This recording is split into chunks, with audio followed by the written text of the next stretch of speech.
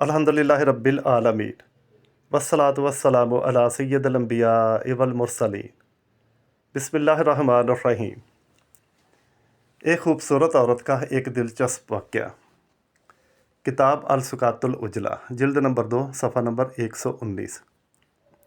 उबैद बिन उमैर रहमतुल्लाहि ताला अलैह एक मशहूर ताबई गुज़रे हैं।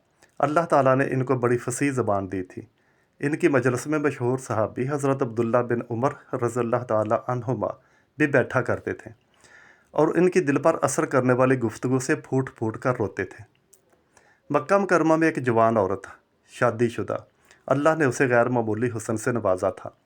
यह हुस्न भी बड़ी अजीब चीज़ है। बड़े बड़े बहादुर पहलवान और सूरमा इसके एक अंदाज़े गलत निगाह के वार से ढेर होकर बिस्मिल की तरह तड़पने लगते हैं। वो बहादुर जो किसी के बारे में ना आता हो, बसा औकात हुस्न की एक भोली सी नज़र से इसके दिल और जिगर की हालत अच्छी से बुरी हालत में बदल जाती है। सुनिए इस औरत का वाक़या और अपना ईमान ताज़ा कीजिए। यह खातून एक दिन आईना में अपना चेहरा देख रही थी।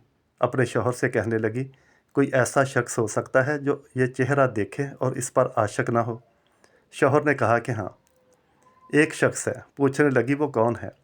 उसके शौहर ने जवाब दिया कि उबैद बिन उमैर। उसे शरारत सूझी, कहने लगी कि आप इजाज़त दें तो मैं अभी इन्हें असीर मोहब्बत बनाए देती हूँ, यानी अपनी मोहब्बत में गिरफ़्तार कर लेती हूँ। शौहर ने कहा कि इजाज़त है। वो उबैद बिन उमैर के पास आई, कहा कि मुझे तन्हाई में आपसे एक ज़रूरी मसला पूछना है। चनाचे उबैद मस्जिद हराम के एक कोने में उसके साथ अलग खड़े हो गए तो उसने अपने चेहरे से हिजाब सरकाया। उसका चाँद सा चेहरा क़यामत ढाने लगा। उबैद ने उसे बेपर्दा देखकर फरमाया कि ए अल्लाह की बंदी, अल्लाह से डर। कहने लगी, मैं तो आप पर फ़रिश्ता हो गई हूँ, आप मेरे मुतल्लक गौर कर लें।